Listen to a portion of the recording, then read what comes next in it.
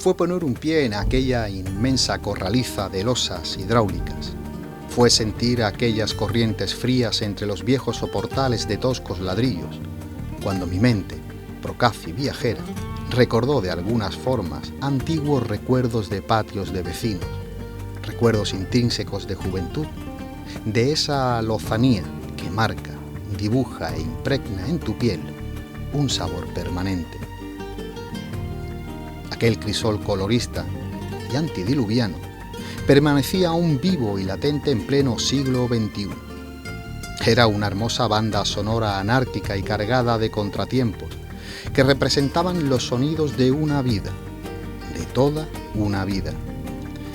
El martilleo constante y errático del quincallero de las covachuelas del fondo, el silbato de alguna olla, como entrada en la estación de algún cercanías, anunciando comistrajos y ricas viandas, el gorgojeo sensual de aquel pozo, achacoso o desdentado, compañero de más de una reprimenda más que anunciada, que mantenía aquella musicalidad generación tras generación, el crujir de las inertes hojas de los helechos, verdura que se enredaba entre la antigua forja de balcones, cierros y entre las vigas viejas de madera y roñosos canalones, morada de arañas y lagartijas.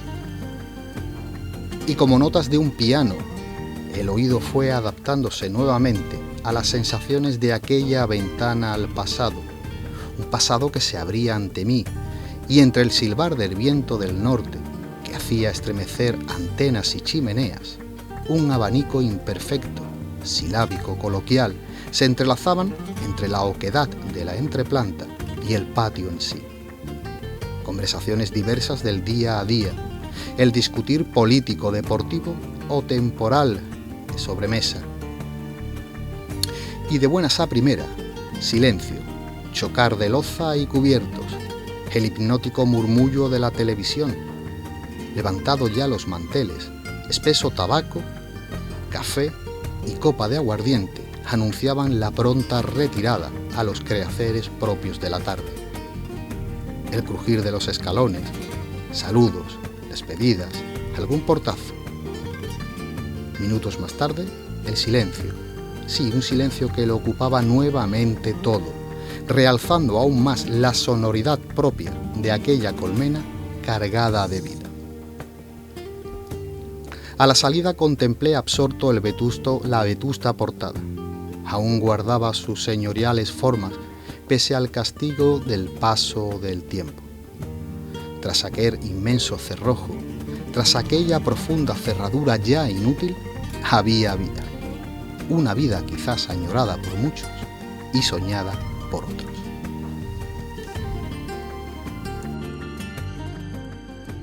Muy buenas noches a todos. Mi nombre y quien os habla, Rafael Montaño García. Sean muy bienvenidos a Café de Levante. Y hoy en nuestro programa tenemos a un buen amigo mío como es Enrique Arana, donde vamos a hablar un poco de esa sociedad sanluqueña de tiempos pasados y vamos a hablar también del mundo bodeguero de antaño y del actual, el coleccionismo de etiquetas y cosas varias que irán saliendo. Amigo Enrique, un placer tenerte con nosotros aquí en Café de Levante. Me alegro que estés bien y gracias a ti por acompañarnos en este ratito de historia y de cultura.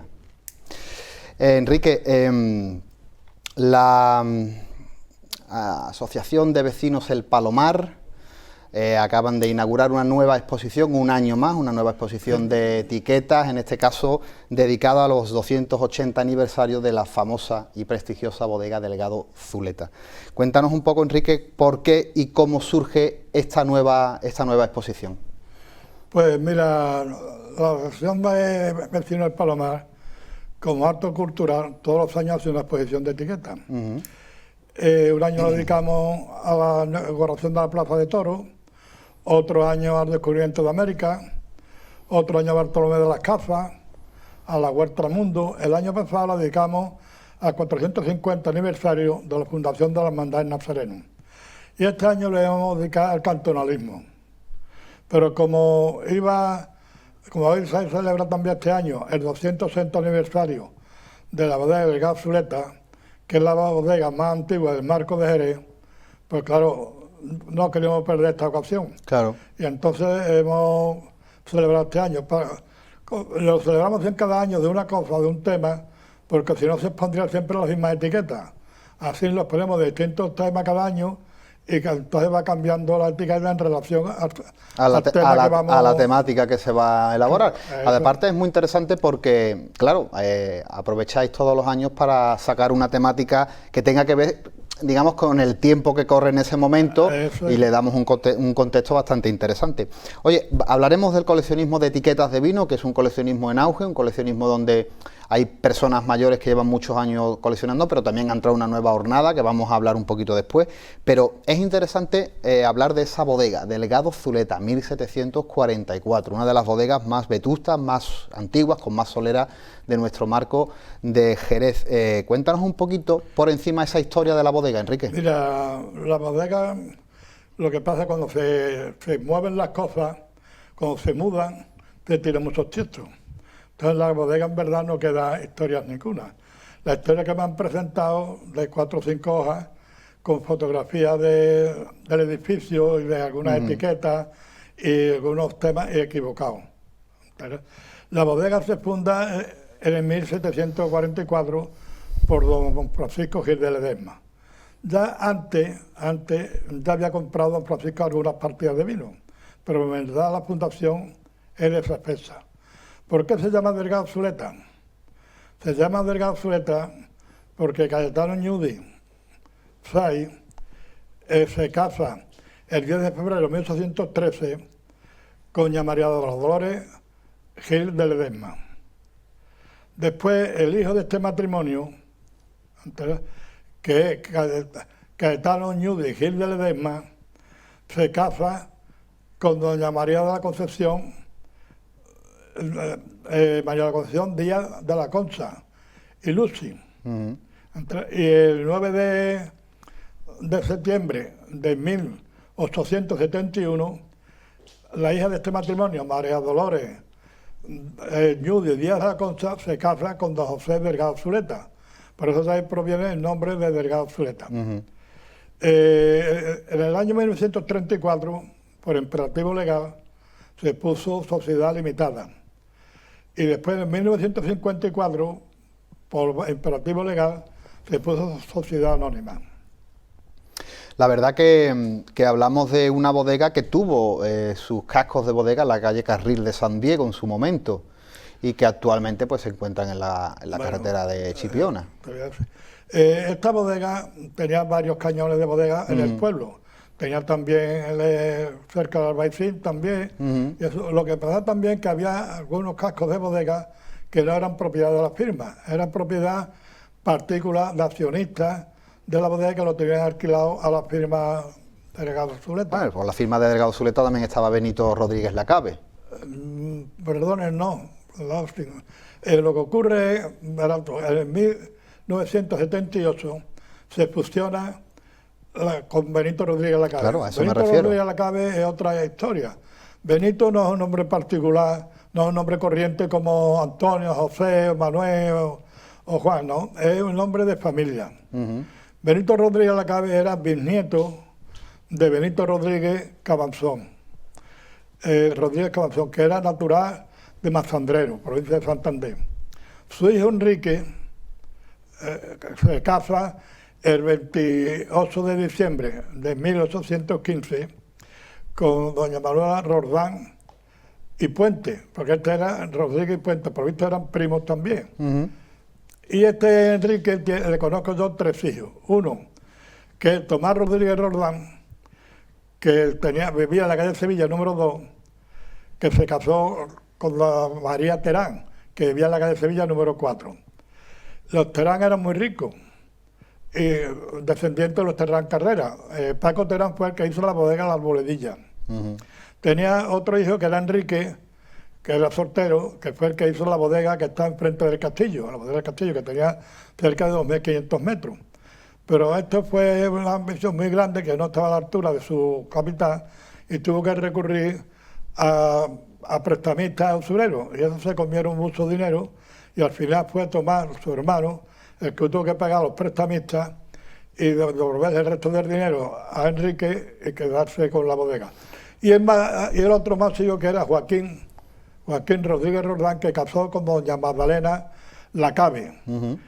Y ahí, el hijo de Joaquín y de Magdalena era Benito Rodríguez Lacabe, que trabajaba en el escritorio de Tomás, que estaba en la calle del Castillo, por la calle de La Palma, frente a su prima. Antiguamente era muy corriente casarse los primos, los vecinos, esto, porque las muchachas no salían solas, tenían que salir con las salsas, era un poco corriente las reuniones como hoy, ¿no? Entonces era muy corriente casarse el primo y eso. Entonces, Tomás Rodríguez Roldán tenía dos niñas, una que era doña María de la Concepción, que casó el 9 de septiembre de 1890 con Benito Rodríguez Lacabe, y se fueron a vivir a la calle Sevilla número 2, donde vivían los padres.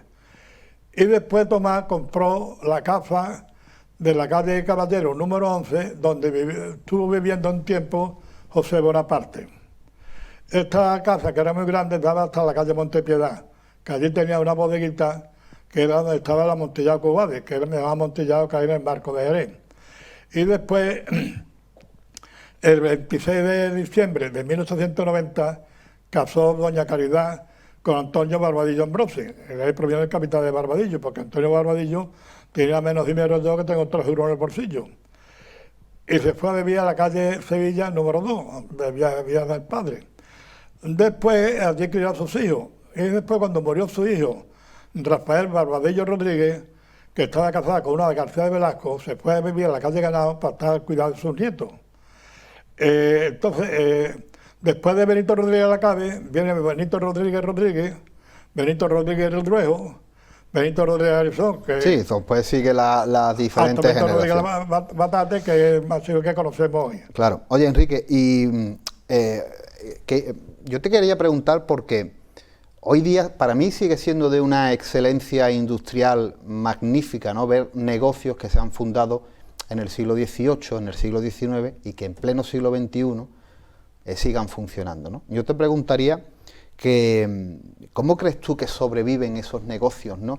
Después de tantos años, de tantas generaciones, de conocer cambios sociales, cambios políticos, guerra, epidemias, o sea, todas las fases diferentes por las que ha pasado nuestra vida, ¿no? La vida de los antepasados, y hoy día siguen en pie y siguen funcionando. ¿Por qué crees tú que cómo se llega a tener esa excelencia industrial? Mira, las bodegas hoy, porque la gente bebe bastante menos vino, y las bodegas hoy no es negocio, se mantienen por tradición, por recuerdo de familia y eso, pero en San Lucas se han perdido muchas bodegas, pero no se han perdido tantas bodegas como todos los negocios de producción. En San Lucas había 3 fábricas de arcón, había 3 fábricas de can, 4 fábricas de ladrillo, había fábricas de pintura, fábrica de jabón, fábrica de alpargata, fábrica de harina. Había molinos de ostiones que la gente iba en cuadrillas por las mañanas a coger ostiones a la playa. Había un montón de granjas de gallinas, enteras de 2 o 3 mil gallinas, había unas pocas y después granjas más chicas. Y todos los días salía un montón de recoveros a llevar huevos por ahí, sobre todo a Cádiz. Había también muchas vaquerías, que había una central de seres, se llevaba leche también para afuera. Había medios de producción. Y hoy los medios de educación, que es como la televisión, enseñan a la gente a gastar dinero. Las ferias, el concierto, el fútbol, la playa, pero no nos educa a trabajar a medios de producción para ganar dinero, para después poderlo gastar. Hoy estamos nomás con el turismo y ahora los quieren echar. Yo creo que el turismo hay que cuidarlo como la novia. Hay que cuidarlo muchísimo, pero también tenemos que buscar otros medios de producción. No van a ir los camareros de un bar a consumir a otro. Eso claro. No tiene pie ni cabeza. Entonces, hoy las bodegas, como te digo, es muy difícil de mantenerlas. Y se mantienen porque se quiere un recuerdo de familia y no se quiere hacer. Mira, Benito Rodríguez Arizón, de Zuleta, le regaló unas acciones a su hijo Benito también, Benito Rodríguez Bateta. Y el hijo le dijo: papá, tú me regalas mi cosa que dejen dinero. Esto no me dejará, esto no me dará. Entonces te digo eso, que los tiene más que dar por recuerdo, por tradición, pero no porque sea un buen negocio hoy. Ya. Oye, Enrique, cuando hablamos las bodegas, no solamente de San Lucas, sino las bodegas del Marco de Jerez e incluso cualquier firma vinatera, ¿no?, que se precie en España, hace mucha alusión a sus años de fundación, ¿verdad? En este caso, Delgado Zuleta 1744, pero nos podemos ir a Barbadillo 1821, González en Vías en su momento, González y Dubós 1835, Sánchez Romate en 1781, Delgado Zuleta, Bodegas Hidalgo 1792, incluso algunas más antiguas que datan del siglo XVII, de 1600, que eso habría que quizás profundizar en los estudios, ¿no? Por ejemplo, como Cabeza de Zarco, los Riveros de Jerez, o incluso Bodegas Barón, ¿no? ¿Tú qué opinión te guardas sobre esas fechas de fundación? ¿Cómo se basa una bodega en una fecha de fundación? Bueno, muy relativo, porque muchas veces esas fechas de fundación muchas veces son falsas. Por ejemplo, tú habrás visto en el Cantillo que pone Bodega Barón fundada en 1603. Sin embargo, de Barón entonces fundan en 1895. No ha corrido un año y nada, ha corrido un montón de años. Así podríamos hablar de muchas bodegas, porque claro, al ser la bodega más antigua se considera que tiene solera más antigua. Claro. Como el vino bueno es el que tiene más años, que tiene más antigüedad, pues por eso muchas veces le damos una fecha a las bodegas que no son en realidad. Luego también ocurre que hay bodegas que se han comprado una a otra. Entonces, o sea, tú tienes, por ejemplo, el Domé, que hoy lo tiene otra bodega, otros dueños. Entonces, el Real Tesoro lo tiene otros dueños, lo tiene José Esteves. Y entonces, claro, ellos hacen mención a la fecha de la fundación de la bodega, claro. Eso es. Es un tema interesante. Oye, la bodega en sí, Enrique, no deja de ser un patrimonio importantísimo arquitectónico para una ciudad, está claro, pero también tiene un patrimonio documental y archivístico que sigue siendo un tesoro por descubrir en ciertas maneras. Hay muchos historiadores que se acercan a esos archivos bodegueros, ¿no?, sobre todo las bodegas que lo conservan, porque como bien has comentado en su momento, cuando se hace a esas cribas de papel, mucho se ha perdido de las bodegas desaparecidas y tal, pero sigue habiendo muy buenos archivos donde hay muy buena documentación. ¿Crees que sigue siendo un tesoro aún por descubrir esos archivos, Enrique? Pues sí, porque no se le da importancia a una catedral, se le da importancia a edificios públicos, y sin embargo las bodegas, como son edificios privados, entonces pues la gente tiene poco interés, e incluso muchas veces, como hemos dicho, los dueños mismos, pues cuando se mudan del sitio, como hace todo el mundo cuando se muda, se pierden muchas cosas que son verdaderos tesoros y que todo el mundo no sabe apreciarlo. Claro. Porque muchas veces, yo por ejemplo, yo tengo una enciclopedia de la provincia de Cádiz, que es preciosa, tiene unas cosas muy buenas, y me encontré en el rastrillo otra, y digo, pues para mis nietas, para hacer las tareas y eso. Y me dice mía, opa, eso con internet eso no sirve para nada, se ocupa sitio. O sea, no le den valor a esas cosas antiguas como le damos ciertas personas. Mira, ayer comentaba yo de que Antonio Moreno Ollero y Pepe Cabral están yendo todos los días al archivo de la casa Medina Sidonia. de Medina Sidonia, pero la casa ducal de Medina Sidonia, y están allí perdiendo un montón de horas para sacar muchas cosas, conocimientos de muchas cosas, para ponerlo a disposición de los ciudadanos. Y los ciudadanos mayormente no saben agradecer esas cosas. Están más hoy por el viajar. Si tú no conoces San Lucas, porque hay un montón de gente que ni ha visto el castillo, no han visto las cristaleras y el artesonado que tiene la parroquia, el artesonado que tiene el palacio, patio de columnas. Y se van, oh, yo he ido a Nueva York, he ido a Londres, ¿tú allí qué has visto? Si tú no conoces ni el idioma ni puedes ver nada. Claro. Pues así ve la gente hoy se enseña a gastar dinero, pero no se enseña cultura. Oye, Enrique, ¿me vas a permitir que te pregunte tu edad? ¿Qué edad tienes tú ahora mismo? Yo ya he hecho la primera comunión. ¿Has hecho la primera comunión? Yo tengo 91. 91, con lo cual... 91 cumplido, ¿eh? Cumplido. Has conocido, evidentemente, una Sanlúcar totalmente desconocida a lo que tenemos ahora mismo. Claro, claro. Salvaguardando edificios históricos y tal, pero has conocido a generaciones totalmente diferentes. Bueno. Sin separarnos del mundo del vino, del mundo de la bodega, ¿cómo era la industria vinícola sanluqueña que tú conociste en esa época, en esa década de los 40, de los 50, de los...? Mire, hijo, pues veo que cuando veo libros y veo documentos y cosas, los veo con unos errores enormes. Pero, mira, tú tienes que antiguamente se pisaba la uva con botas y en los lagares. Y los lagares tenían unos husillos de madera que se hacía con una suela a la rosca. La rosca tenía una pulgada de grueso y sus marranas de madera. Se pisaba la uva, después se amontonaba todo al lado del husillo, se le llevaba una ampleta y con unos marranillos que se ponía encima y se iba estrujando para que saliera el carro, ¿no? Bueno, pues yo otro día estuve viendo el Museo de Barbadillo y tiene allí un medio cajón entero que no tiene ni forma de lagar y tenía imitando un husillo de hierro con una marrana de madera sin terminar. Que esto, digo, ¿esto cómo se come? Por esto que ha hecho esto, ha hecho lo que sabía hacer, pero no sabía lo que hacía. Y el que la ha mandado hacer sabe menos. Bueno, pues un amigo mío, que escribió un libro, pues puso una fotografía de aquello y ponía lagareta. Una lagareta no tiene nada que ver con un lagar, porque te decía, bueno, una lagareta, ¿qué es lo que es? Es un lagar chiquitito. ¿No?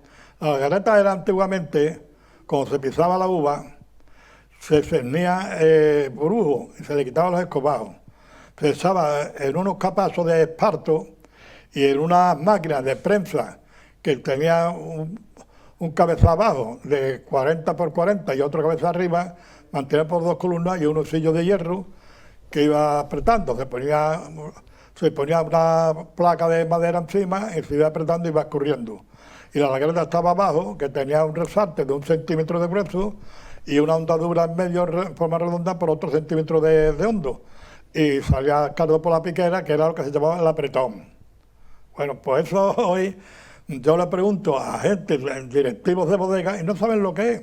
Claro, esa vitivinicultura antigua, esa manera de trabajar, claro, se ha perdido con el tiempo. Y hablando, por ejemplo, porque tú bien conoces, tanto tú como yo y muchas personas de nuestra localidad conocen perfectamente el vino de la alegría de don Manuel Barbadillo.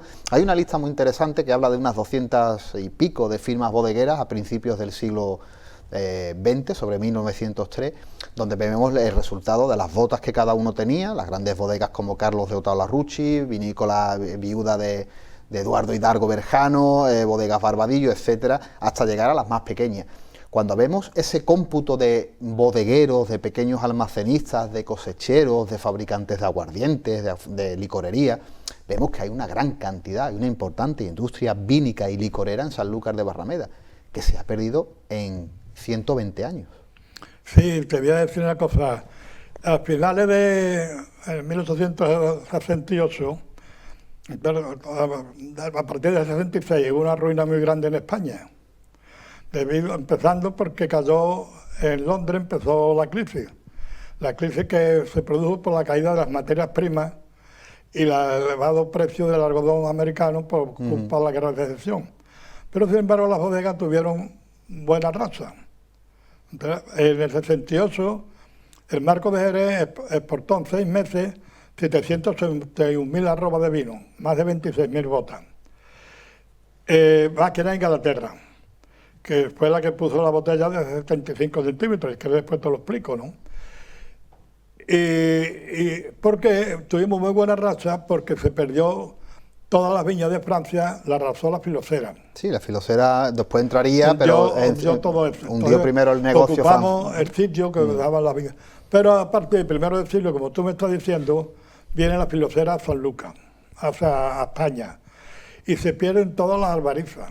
A la arena no le pasa nada. O sea, el que tenía viñas en La Jara, o Montalibete, Martín Miguel, o en Chipiona, o parte de eran los nuevos ricos, porque por la ley de la oferta y la demanda había muy poca oferta y mucha demanda, y se perdieron muchas bodegas. Se perdió, por ejemplo, la bodega de Antonio Otero Gallo, que estaba en la calle Galán frente a la Caridad, que después fue la Cuadra Lagares de Velasco. Se perdió la bodega de Luis Hidargo, que estaba en la calle San Francisco, que no le tocaba a los Hidargo de la Gitana, le tocaba a los Hidargo de Jerez, de Emilio Hidargo. Se perdió la bodega del Conde Ardama, la de José y Hidalgo Colón, que estaba en la calle Carmen Viejo, que esa después la compró Florido Hermano, que eran los nuevos ricos de Sipiona. Entonces, fíjate tú lo que valían las bodegas en ese tiempo, que Ramón Moraira Palacio, que decían Ramón de las Barbas, pues tenía 2 pletones de barba, cayó la bodega del Conde Ardama para vender los materiales, o sea, los materiales que había que caerlos, con espiosa, con palanquetas, por las piedras, los ladrillos, las puertas. Sí, las vigas.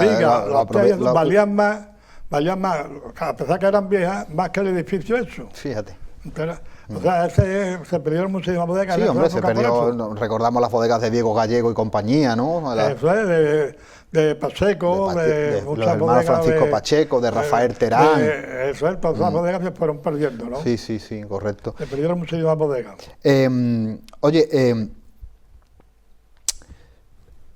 Claro, los que amamos el mundo del vino, no solamente amamos el producto en sí y su historia, sino también amamos ese patrimonio en papel del que vamos a hablar ahora, pero también hablamos, digamos, que es la idiosincrasia de una ciudad, que es su arquitectura, ¿no? Sus bodegas. Cuando hablamos de esa destrucción de bodegas, pues en cierta manera para muchas personas es muy doloroso, ¿no? Porque sus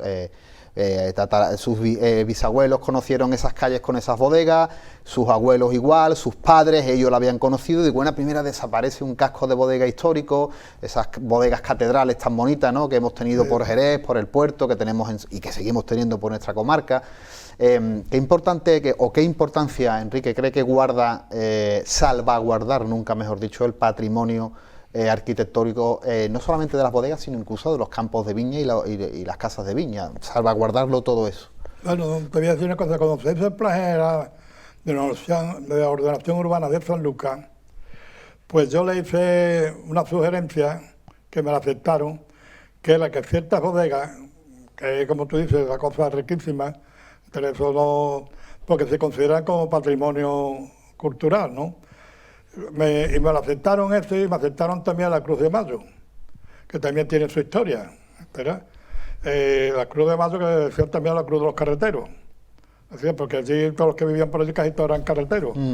Que la cruz estaba antes un poquito más para lo que se llamaba San Cayetano, que era la Huerta de Arroyo, sino cuando se cayó, cuando los cantonales, después le hicieron un poquito más retirada para dejar la calle más libre, para que no estorbara el paso de las carretas, que es el medio de circulación que había entonces, medio de transporte.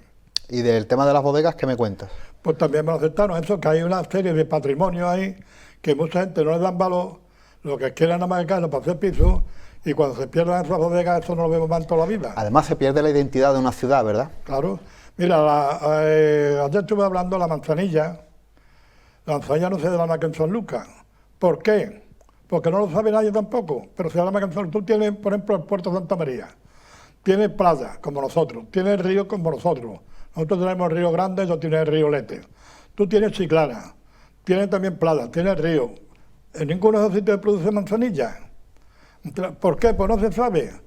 Había gente, mismo Nuevo Rodillo dice eso, que no se sabe, nada más que hay en San Lucas. Claro. Hombre, por los navazos, por el Bajío del Mar, todo otro. No, es que en otros sitios lo hay, los navazos han hecho todos bloques de piso. Claro. Y sigue habiendo manzanilla. O sea, entonces es una historia que no la tiene nada más que San Lucas.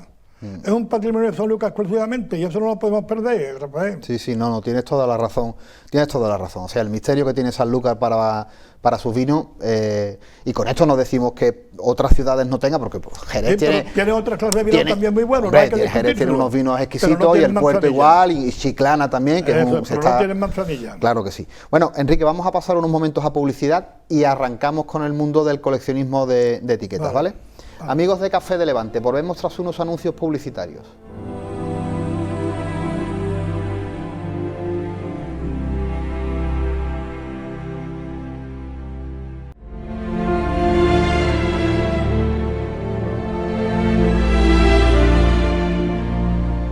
Amigos de Café de Levante, amigos de Costa Noroeste Televisión, seguimos hablando un poquito de todo, ¿no? Hablando un poco del patrimonio bodeguero, de nuestros vinos, de nuestra historia social e industrial antigua, con mi amigo Enrique Arana. Enrique, vamos a comenzar por otro tema que te apasiona y que yo quiero que quede constancia en Café de Levante también, que es el mundo del coleccionismo de etiquetas, ¿no? Muchos de nosotros somos amigos y nos unen esa pasión. antes de nada ¿el coleccionismo de etiquetas es un coleccionismo en alza? El coleccionismo es un coleccionismo en alza porque también, como la gente va teniendo más cultura, el coleccionismo es una cultura. Miguel González Saucedo, un gran señor de Chiclana, un caballero, que fue presidente de los empresarios de la provincia de Cádiz, dice que el coleccionismo forma parte de la historia. Tú que eres coleccionista habrás visto que tenemos, por ejemplo, etiquetas, por ejemplo, de Eduardo Hidalgo Berjano, tenemos también de viuda de Eduardo Hidalgo, tenemos de Manuel Hidalgo y compañía, de Benícola Hidalgo y de Bodega Hidalgo Gitana. O sea, las relaciones sociales que ha ido cambiando la bodega, las tenemos nosotros en las etiquetas.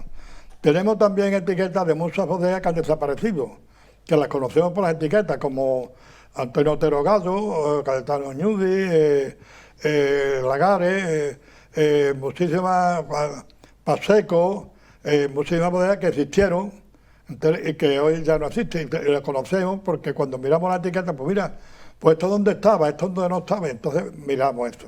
Entonces el coleccionismo, como yo digo, es una cultura, porque además tú vas conociendo muchas cosas a través del coleccionismo.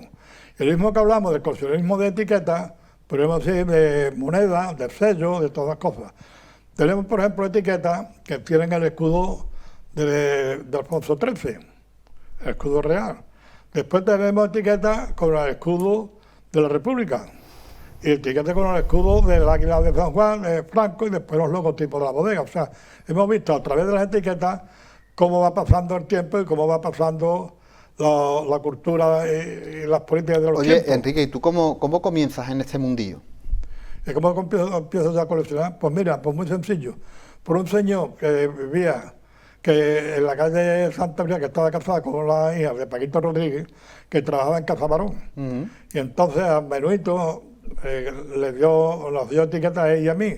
Y ya empezamos a coleccionar hace de estos más de 40 años que estamos coleccionando.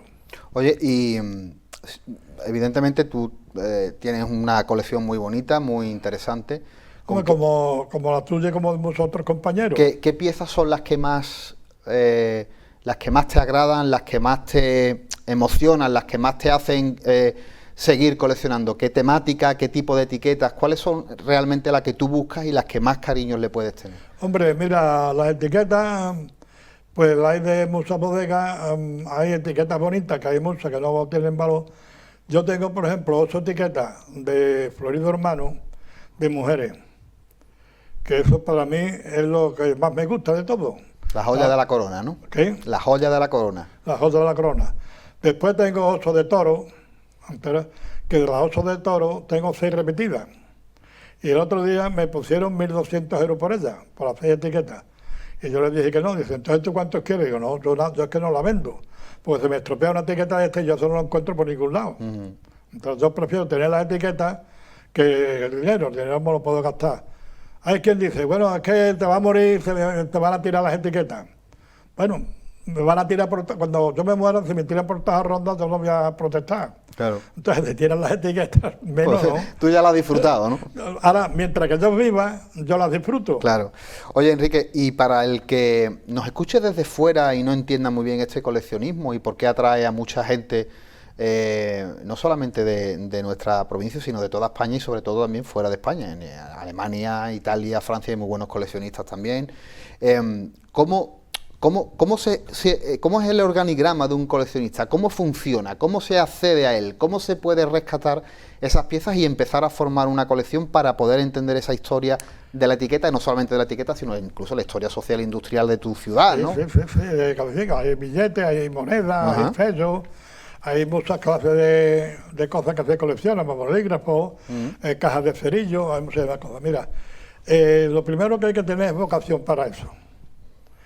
Pero luego tú vas conectando con la gente, si tú no eres muy saborio, vas conectando con la gente y la gente, tú intercambias, otros te regalas. Yo todas las etiquetas buenas que tengo, esa que está hecho de Florido y de muchos sitios, entonces me la han dado.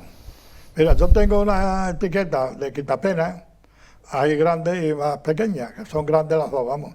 Bueno, pues la más pequeña me la dio a mí Benito Rodríguez Arizón. Y no tiene San Lucas nada más que Pepe de Cádiz y yo. Entonces, Pues me la regaló él. Hoy me ha regalado una etiqueta chica de Barbiana, de colorada muy bonita. Y claro, si tú te relacionas con gente, no eres favorito, y pues hay muchos coleccionistas que te cambian, que te dan, uno te da cosas, otro te da otra cosa, y vas juntando.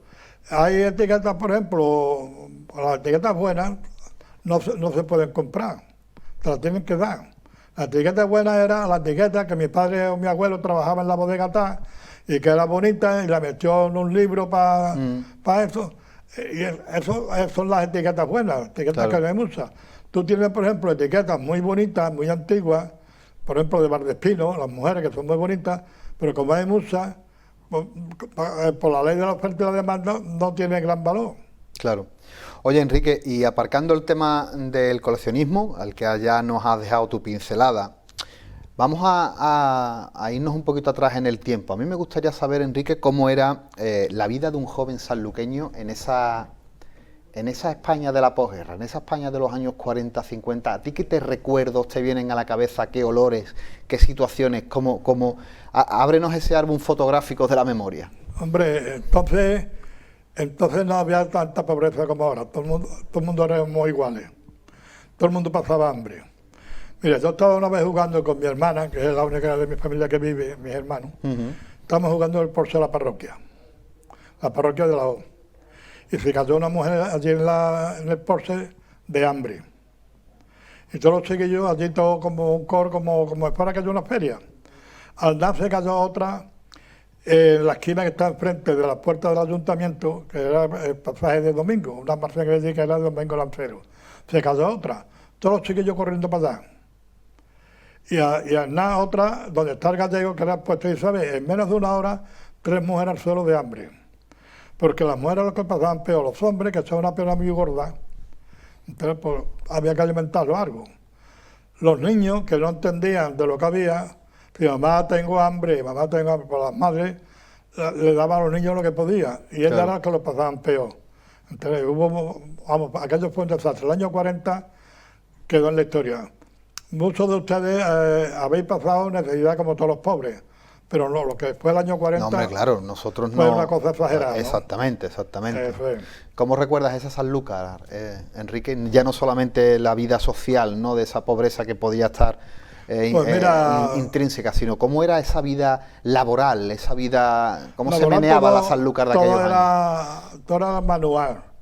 El campo se labraba con azadones, la uva se estrujaba con los pies, la cerrajería se hacía en las fraguas, se pegaban los hierros a martillazos en las fraguas, se taladraba a mano, entero, no con Bebriquín, tenía un tornillo arriba y 2 planchas abajo, e iba tú dándole vueltas, no tenía rueda de grana ni nada, sino dándole vueltas.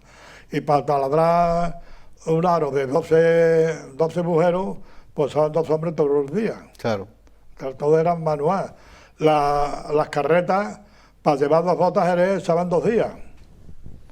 Entre los 2 días pasados los carros, echaban un día. Echaban todos las carretas 2 días.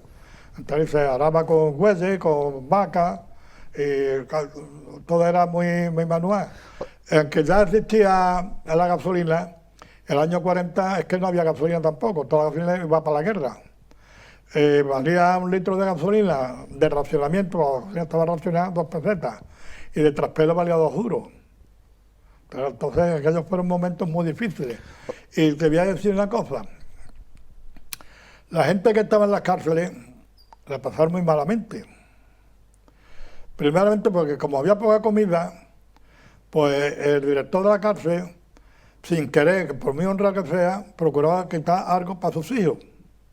El cocinero quitaba algo para sus hijos.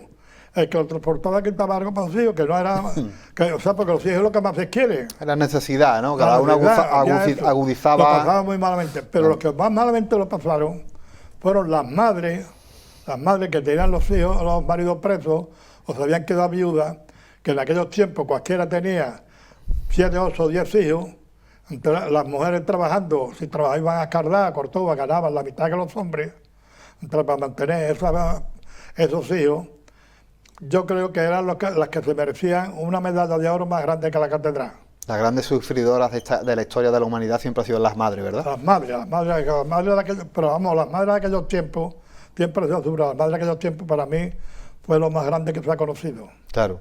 Oye, Enrique, ¿cómo era la vida en las casas de campo? Las casas de campo, pues mira, el que vivía en un ranchito era rico, estaba acostumbrado a aquella vida, como no había televisores ni nada, pues se distraía con sus gallinitas, tenía su cocinito, tenía sus cosas, estaba acostumbrado a aquello.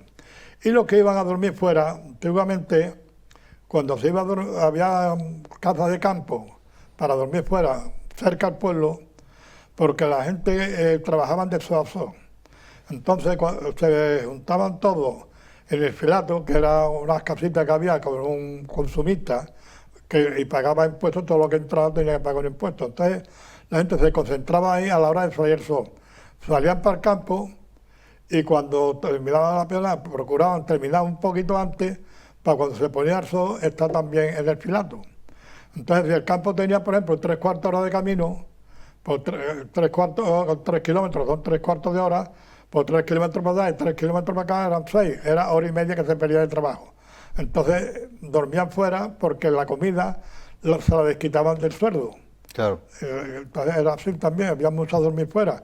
Hoy como va todo el mundo con su cosa y son 8 horas... Bueno, hoy ya no es comparable, por supuesto. No tiene comparación con lo de antes. Claro. Oye, Enrique, yo sé que, por ejemplo, la herrería ha tenido siempre, ¿no? El trabajo del herrero, el trabajo de forja ha tenido mucho que ver contigo, ¿no? Con tu familia, ¿no? Sí, sí. Cuéntanos un poco cómo eran esos trabajos, cómo era la forja de antaño. Antiguamente las cosas valían caras porque eran poco industrializadas, ¿no? Entonces la reja, cuando se gastaba, la reja, por ejemplo, de cubo, de los arados que inventaron los romanos, pues cuando se gastaba, pues había que empalmarle un pedazo de una cuarta más o menos y 12 de grueso. Y el cubo tenía 3 milímetros de grueso. Entonces había que calentarlo a ojo, a vista, de forma que estuviera a punto de derretirse el hierro para que pegara uno con otro. Por ejemplo, los faros de los carros, pues se medía la rueda con una carretilla y se medía el aro. Y el aro entonces se cortaban las fraguas, se pegaba y se ponía el aro 4 centímetros más chico que la rueda.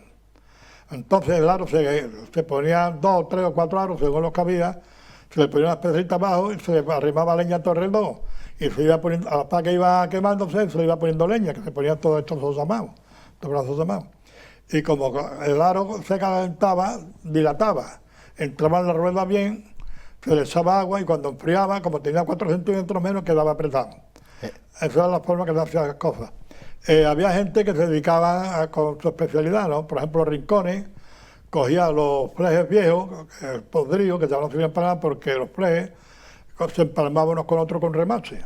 Pero cuando estaban ya podridos, que no sirvían para nada, pues este hombre los cogía, los doblaba, los cogía con las tenazas, les daba una carda, que se llamaba punto de derretirse, y hacía media herradura. Les daba la vuelta, les daba otra carga y hacía la otra media, y en dos cargas hacía una herradura, con sus claveles y todo. Increíble, ¿no? Además, el aprovechamiento de todo toda la materia, todo ¿no? se reciclaba. Hablábamos antes de esas bodegas, ¿no? Que al final se terminaba cogiendo todo el material, pero es que en líneas generales eran así en todo. Todo. La duela que se partía se cogía para un barril. Claro. Se reciclaba todo. Mira, nosotros para merendar comprábamos medio kilo de higo en cada centeno. Y los papeles yo los juntaba y me pagaban a gorda cada papel. El papel de estraza, ¿no? Papel de estraza de los higos. Cuando habla de Centeno, ¿qué es? ¿José Centeno Lagarejo? Sí, Centeno, vamos, Juan Centeno Lagarejo, porque cuando eso ya José había muerto. Que también tenemos etiqueta de José Centeno que era Lagarejo. Bodeguero también. Eso es, que también fue bodeguero. Sí, señor, con su manzanilla España, Santa Isabel. Eso es, Andalucía. Sí, Andalucía. Oye, que es muy interesante, esto la verdad que es muy interesante, ¿no? Porque el mundo del trabajo era todo manual, era todo artesano. Hoy día la artesanía se ha prácticamente perdido, ¿no? La industrialización, la maquinización de la industria, pero por ejemplo sigue habiendo trabajos muy artesanos y muy valorados, por ejemplo en el mundo del vino, como es la tonelería. Todavía siguen habiendo esas industrias toneleras en Jerez, en otras sí, poblaciones sí. que siguen haciendo esos barriles Mira, a la antigua usanza, ¿eh? Aquí los talleres de tonelería también se han perdido. Hay que comprar afuera. Entonces, eso. Te iba a decir también otra cosa, hablando la botella. La botella tiene 75 centímetros. Y tú dirás, bueno, es que hay botellas de 2 litros, de 1 litro, de medio litro. Sí, No. pero era por almacenaje, ¿no? ¿Qué? Era por almacenaje, ¿no? No, porque Inglaterra puso la botella por ley. La botella era existió desde los tiempos de los faraones. Pero por ley la botella de 75 centímetros, que es la quinta parte de un galón. El galón tiene 3 litros 74 centímetros y la botella de 75. Hace poco tiempo, a unos años, las bodegas empezaron a poner botellas de 70 centímetros, que tú tendrás etiquetas con 70 centímetros. Sí. Y los compradores dijeron, señores, esto no es una botella, las botellas son 75 centímetros. Ahora hay gente que dice, no, es que hay botellas de 2 litros, de 1 litro, medio litro. No. Hay recipientes de cristal que por su semejanza con la botella, se llaman botella. Pero tú llegas a un bar y pides una botella de vino, te ponen una botella de 75 centilitros. Cuando tú pides, mira, dame media botella de manzanilla, no te ponen una botella llena por los medios, no, te ponen una botella llena hasta arriba, pero de 37 centilitros y medio, que es media botella. Entonces, eso pasa como el frasco. Hay tarros de todos los tamaños, pero un frasco, cuando dice un frasco, son 34 centímetros. Ajá.